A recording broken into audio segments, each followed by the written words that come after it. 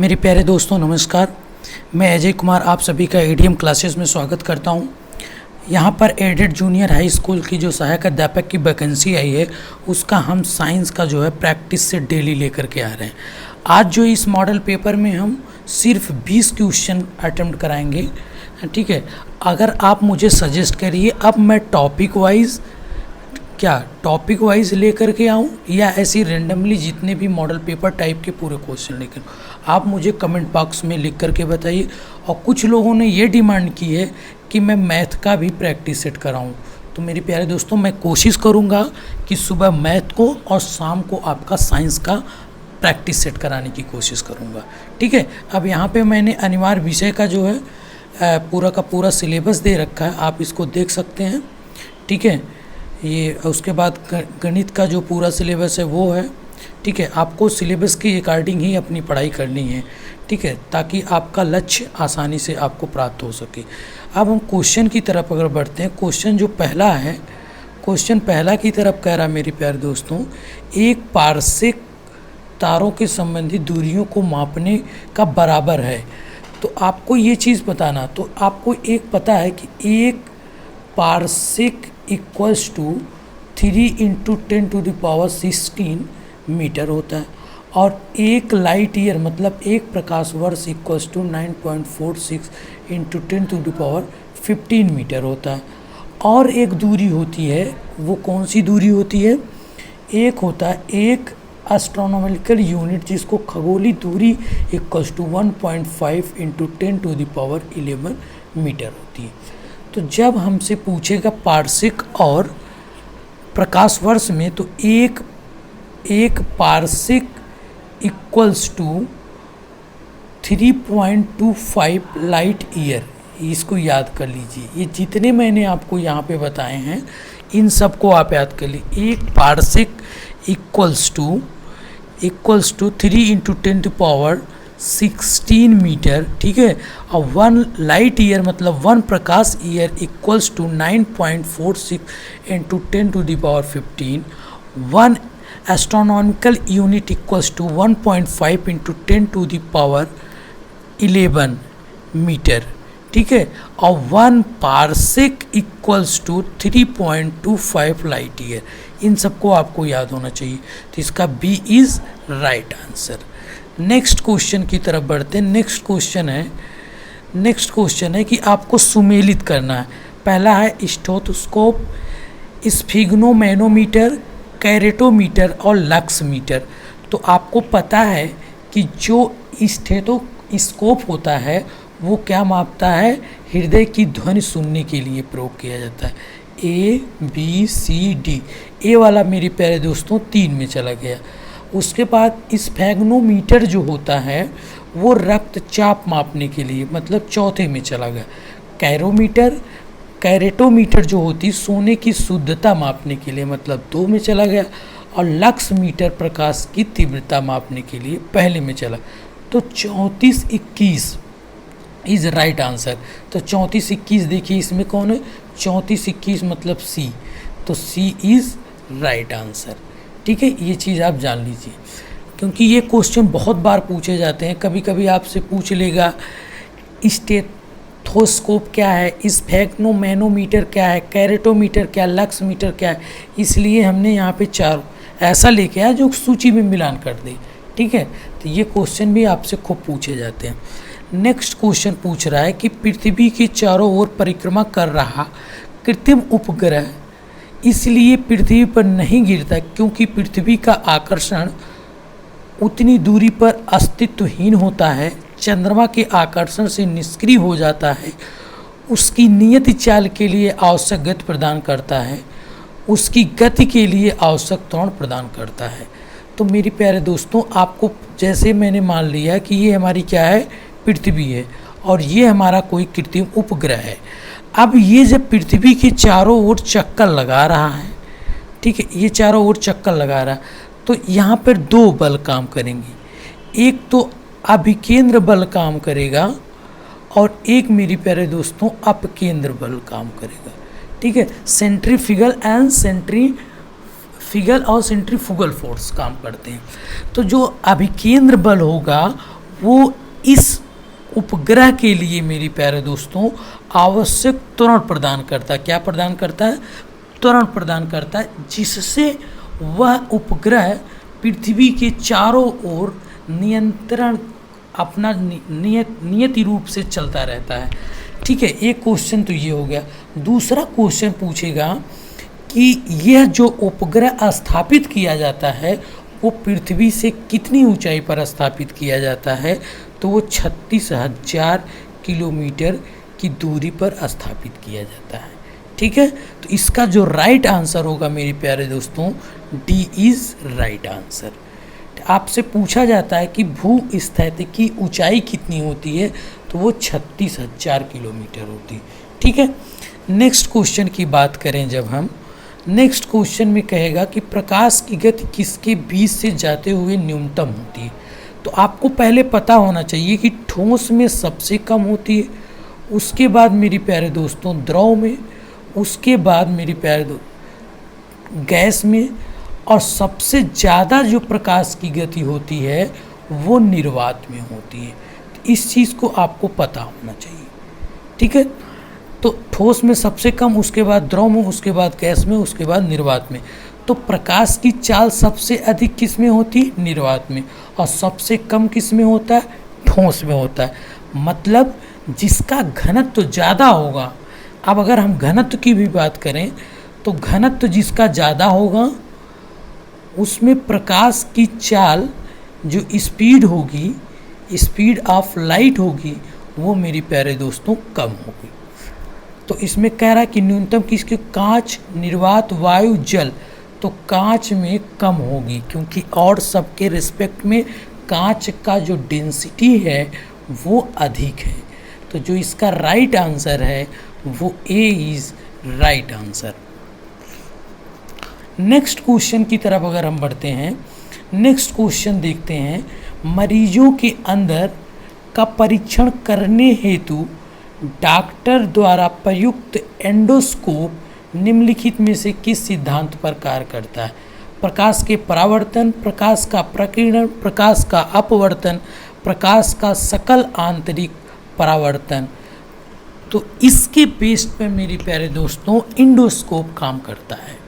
ठीक है, तो इसका जो राइट आंसर होगा वो डी इज़ राइट आंसर होगा। अब एंडोस्कोप क्या काम करता है ये भी कभी कभी पूछा जाता है कि एंडोस्कोप किस सिद्धांत पर काम करता है और एंडोस्कोप के द्वारा क्या मापा जाता है? तो मरीजों के पेट के अंदर का परीक्षण किया जाता है, कभी कभी भ्रूण का भी इसमें परीक्षण किया जाता है। ठीक है, नेक्स्ट क्वेश्चन की तरफ बढ़ते हैं। नेक्स्ट क्वेश्चन में कह रहा है कि मायोपिया निकट दृष्टि दोष को ठीक किया जाता है अवतल लेंस से, अवतल दर्पण से, उत्तल दर्पण से, उत्तल लेंस से, या अवतल, इनमें से कोई नहीं। तो आपको पता होना चाहिए कि जो निकट दृष्टि दोष है ये मेरी प्यारे दोस्तों अवतल लेंस लगा करके सही किया जाता है। निवारण के लिए कौन सा लेंस प्रयोग किया जाता है? अवतल लेंस, जिसको कॉन्केव लेंस बोलेंगे। और अगर कहें हम दूर दृष्टि दोष के लिए, तो दूर दृष्टि के लिए मेरे प्यारे दोस्तों उत्तल लेंस, जिसको कॉन्वेक्स लेंस बोलते हैं। ठीक है, ये दोनों क्वेश्चन को पूछे जाते हैं और इसी में लोगों को डाउट होता है, इसलिए ये क्वेश्चन को पूछा जाता है कि निकट में करेंगे उत्तल लेंस कि दूर में करेंगे अवतल लेंस। तो ये चीज़ें डाउट करती हैं, इसीलिए ये क्वेश्चन हर एग्ज़ाम में पूछे जाते हैं। ठीक है, इसका जो राइट आंसर होगा वो ए इज़ राइट आंसर होगा। नेक्स्ट क्वेश्चन कह रहा है किसी वस्तु का प्रतिबिंब मनुष्य की आँख में कहाँ पर बनता है? तो पहला कह रहा है कार्निया पे, दूसरा आइरिस पे, तीसरा रेटिना पे, चौथा प्यूपिल्स पे। प्यूपिल्स को पुतली भी बोलते हैं। क्या बोलते हैं? पुतली बोलते हैं। अब मेरे प्यारे दोस्तों जो मनुष्य में जो प्रतिबिंब बनता है वो कहाँ पर बनता है? वो हमारा बनता है रेटिना पर बनता है। ठीक है, आपसे कहें रेटिना पे बनता है, तो इसका जो आंसर होगा डी इज़ राइट आंसर। आपसे ये पूछा जाएगा कि मनुष्य के आँख का कौन सा अंग दान किया जाता है, तो वो होता है कार्निया। ठीक है, आपसे ये पूछा जाएगा कि सबसे जो किस पॉइंट पर, आँख के किस बिंदु पर प्रकाश बिल्कुल स्पष्ट दिखाई नहीं देता है, तो वो है पीत बिंदु, जिसको अंध बिंदु कहते हैं। ठीक है, इतनी चीज़ आपको जाननी चाहिए। ठीक है, नेक्स्ट क्वेश्चन की तरफ बढ़ते हैं। नेक्स्ट क्वेश्चन है, किसका तापमान होने पर पाठ्यांक सेल्सियस और फ़ारेनहाइट तापियों में एक ही होता है। तो आपको पहले एक चीज़, तो ये क्वेश्चन आपसे पूछेगा कि किस तापमान पर सेल्सियस और फ़ारेनहाइट जो है दोनों सेम होता है। तो आप हमेशा याद कर लीजिए -40 जो है, -40 ये सेल्सियस और फ़ारेनहाइट जो पैमाना होता है वो सेम होता है। तो इसका जो राइट आंसर होगा, ए इज़ राइट आंसर। आप इस फार्मूले से चेक कर सकते हैं C/5 = F-32/8 = K-273/5 = R/8। ये र्यूमर है। ठीक है, तो ये भी आपसे, ये संबंध से आप सेल्सियस को फ़ारेनहाइट, केल्विन या र्यूमर किसी में भी कन्वर्ट कर सकते हैं। ये आपका फार्मूला है। इस फार्मूले से आप फ़ारेनहाइट को किसी भी पैमाने पे चेंज कर सकते हैं, र्यूमर को किसी भी पैमाने पे। ये हमारा कन्वर्जन का फार्मूला हुआ। ठीक है, नेक्स्ट क्वेश्चन है, जल के आयतन में क्या परिवर्तन होगा यदि तापमान 9 डिग्री से गिराकर 3 डिग्री सेंटीग्रेड कर दिया जाए। तो आपको पहले पता होना चाहिए कि 4 डिग्री सेंटीग्रेड पर जो आयतन होता है वो सबसे कम होता है। आयतन क्या होता है? जल का सबसे कम होता है, और जो घनत्व होता है सबसे ज़्यादा होता है। ठीक है, सबसे ज़्यादा होता है 4 डिग्री सेंटीग्रेड। तो मेरी प्यास 9 डिग्री सेंटीग्रेड से जब हम 4 डिग्री सेंटीग्रेड लाएंगे, 9 डिग्री सेंटीग्रेड से जब 4 डिग्री सेंटीग्रेड लाएंगे, तो हमारा आयतन क्या होगा? आयतन घटता है। आयतन घटता है और घनत्व मेरे प्यारे दोस्तों बढ़ता है। और जब 4 डिग्री सेंटीग्रेड से हम 0 डिग्री सेंटीग्रेड लाते हैं, तो आयतन क्या होता है?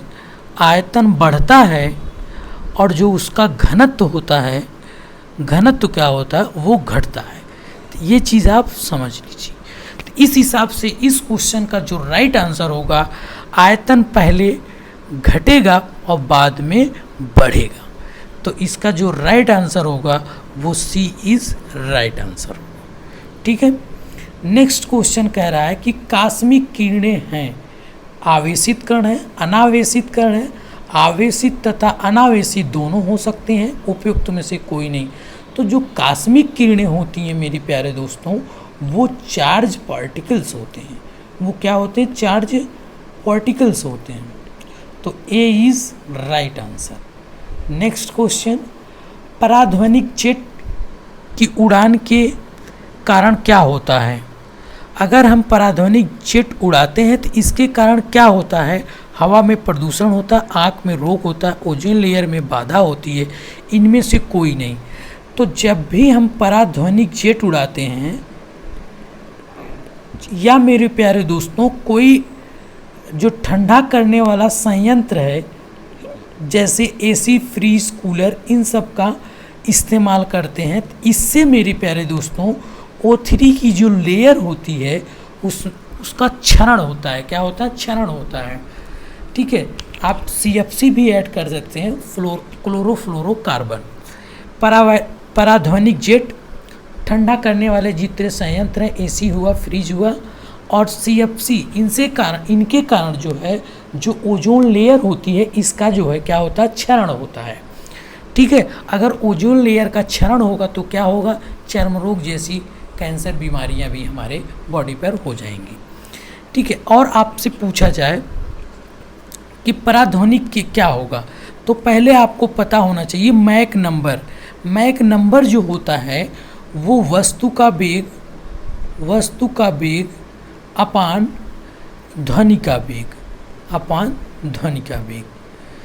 जब मेरे प्यारे दोस्तों मैक नंबर 1 से अधिक होती है, किससे? एक से अधिक होती है, मतलब जब वस्तु का वेग ध्वनि के वेग से अधिक होता है तो उसे पराध्वनिक जेट कहते हैं और इसका मैक नंबर 1 से अधिक होता है। ये चीज़ आप जान लीजिए, ठीक है। ये क्वेश्चन बार बार पूछे जाते हैं इस टाइप के। नेक्स्ट क्वेश्चन है कि यदि 60 वाट का बल्ब प्रतिदिन 5 घंटे उपयोग किया जाए तो 30 दिन कितने यूनिट बिजली खर्च होगी? कुछ नहीं, अगर सारे वाट में दिया, घंटा में दिया और दिन दिया है कितना यूज किया जा रहा है तो सबका गुना कर दीजिए, सबका गुना कर दीजिए और गुना करने के बाद 1000 से भाग दे दीजिए, ठीक है। 5 दूना 10, 3 त्रिका 9। अब ये मेरे प्यारे दोस्तों 9 यूनिट आएगा या 9 किलोवाट घंटा आएगा, ठीक है। 9 किलोवाट घंटा आ गया, तो इसका जो राइट आंसर होगा वो बी इज़ राइट आंसर, ठीक है। नेक्स्ट क्वेश्चन कह रहा है निम्नलिखित में से कौन सा युग्म सुमेलित नहीं है? पहला, मेसान की खोज हिडेकी युकावा ने की थी, बिल्कुल सही बात है। पॉजिट्रॉन की खोज एंडरसन साहब ने की थी, बिल्कुल सही बात है। सूर्य और तारों का उत्पादन का सिद्धांत H.A. वेथे साहब ने की थी, गलत बात है। प्रायूरियन तत्व का संश्लेषण एनरिको फर्मी साहब ने की थी, बिल्कुल सही बात है। तो इसका जो गलत जो सुमेलित है वो सी गलत सुमेलित है। मेरे प्यारे दोस्तों, इस क्वेश्चन में मुझे थोड़ा सा डाउट है किसने किया था, ये मुझे थोड़ा सा डाउट है, आप अपने हिसाब से देख लीजिएगा, लेकिन मेरे हिसाब से सी इज़ राइट आंसर होना चाहिए, ठीक है। सी और डी में डाउट है, लेकिन मुझे जहाँ तक लगता है कि परा यूरेनियम तत्वों का जो संश्लेषण किया था एनरिको फर्मी साहब ने किया था। अच्छा, आपके दिमाग में आएगा कि परा यूरेनियम तत्व क्या होते हैं? परा यूरेनियम तत्व का मतलब होता है जो यूरेनियम के बाद तत्व पाए जाते हैं, मतलब जिनका परमाणु क्रमांक 92 के बाद होता है, उसे परा यूरेनियम तत्व कहते हैं, ठीक है। तो ये चीज़ होती है परा यूरेनियम तत्व। नेक्स्ट क्वेश्चन ये भी सूची का मिलान करना है। मैं सूची का मिलान टाइप का क्वेश्चन इसलिए करा रहा हूँ क्योंकि इस टाइप के ढेर सारे क्वेश्चन अटेम्प्ट हो जाते हैं, इससे कई क्वेश्चन बन जाते हैं। जैसे आपसे मिलान करेगा परमाणु शक्ति केंद्र किस स्थान पे है या किस राज्य में, कल्पक्कम कहाँ पर है, तो कल्पक्कम हमारा मेरे प्यारे दोस्त तमिलनाडु में, नरोरा हमारा उत्तर प्रदेश में, ककरापारा हमारा गुजरात में है, ट्राम्बे हमारा महाराष्ट्र में। आपसे पूछे रावत भाटा कहाँ पर है, तो आप ये भी कहेंगे हमारा ये राजस्थान में है, ठीक है। ये चीज़ें पूछी जाती, तो इसका क्या है A B C D। तो पहले के मेरे प्यारे दोस्तों तीसरे में और दूसरे का पहले में और तीसरे का दूसरे में, D का चौथे में। तो 31-24 is right answer, B is right answer, ठीक है। नेक्स्ट क्वेश्चन है, इसको भी कह रहा है कि सुमेलित कीजिए। अच्छा ठीक है, कह रहा टाइपराइटर की खोज किसने की थी? एक्स किरणों की, रेडियो की, सेफ्टी लैम्प की। वेरी वेरी इंपॉर्टेंट, आपसे बहुत बार पूछा गया सेफ्टी लैम्प, रेडियो, एक्स किरण, टाइपराइटर, ये चारों के चारों वेरी वेरी इंपॉर्टेंट क्वेश्चन, क्योंकि ये क्वेश्चन बार बार आपके एग्जाम में पूछे जाते हैं और ये आपका सिलेबस है कि वस्तु और उसके आविष्कारक कौन है, वैज्ञानिक से संबंधित आपसे क्वेश्चन पूछे जाएंगे, एक क्वेश्चन पक्का है। तो टाइपराइटर की जो खोज की थी वो सोल्स महोदय ने की थी, एक्स किरणें रोटेंजन ने की थी, रेडियो मार्कोनी ने की थी और सेफ्टी लैम्प की खोज डेवी साहब ने की थी। तो देखिए क्या है, A B C D, पहले का दूसरा, तीसरा, चौथा, एक, तो जो आया 2341, तो A इज़ राइट आंसर। 2341 मतलब A इज़ राइट आंसर, ठीक है। इस तरह से आप देख सकते हैं। नेक्स्ट क्वेश्चन, निम्नलिखित में से कौन सा सुमेलित नहीं है? पहला कह रहा आइसोबार, आइसोबार वायुदाब का है, बिल्कुल सही बात है। आइसो हाईलाइट मतलब हाइट की, आइसो हाइट ऊंचाई के लिए, बिल्कुल सही बात। आइसो हेलाइन, हेलाइन मेरे प्यारे दोस्तों लवणता से होता है, जल की लवणता समुद्र की लवणता से होती है, बर्फ वर्षा से नहीं होता है। आइसो बात, बात का मतलब गहराई से, गहराई से। तो मेरे प्यारे दोस्तों इसका जो मिलान में जो गलत है वो सी गलत है, ठीक है। इस तरह से C is right answer. Next question में कह रहा है धोने के सोडे का रासायनिक सूत्र है।